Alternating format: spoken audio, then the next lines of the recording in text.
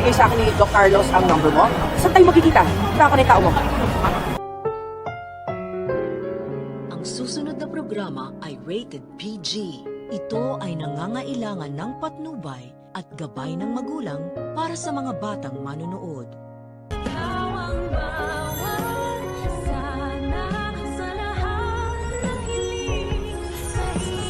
Kaya pwede tayo dyan. Naiwan ko na babae yung gloves niyo.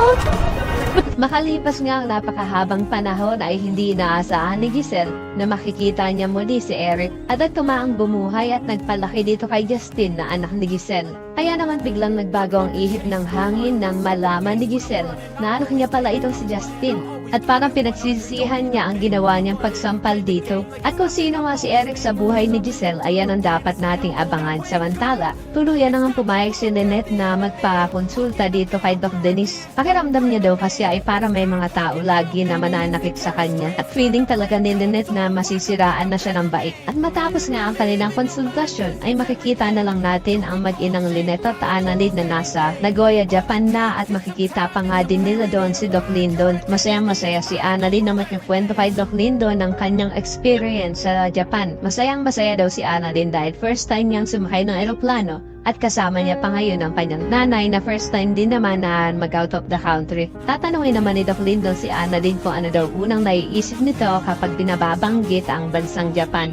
Sagot naman ni Annalyn na ito ang Mount Fuji. Kaya naman nagadyayain ni Doc Lyndon ang mag-ina na pumunta ng Mount Fuji. At doon niya magpapakain pa sila ng mga bibe. Pero ang hindi nila inaasahan ay nandun din pala itong demonyitang si Moira. At makikita pa nga ni Annalyn ang gloves na naiwan ni Moira na hindi naman nila alam na nandun ang bruha. At dahil nga dito yahabulin ni Annalyn ang hindi niya pakilalang si Moira upang iabot sana ang kanyang gloves. Pero maabutan niya nga kaya ito. Parang nararamdaman ko na kaya pumunta ng Japan din itong si Moira ay para maging espiya nila Lynette nang nagutos nga ay walang iba kundi itong si Doc Carlos dahil mukhang makikipagkita si Moira sa isa sa mga tauhan ni Carlos at kung ano na naman panggugulo ang gagawin ng impactang to kila Lynette ayan ang ating aabangan. Samantala, tatanungin naman ni Eric si Justin kung ano nang balak nito ngayong kilalan daw siya ng kanyang inang si Giselle.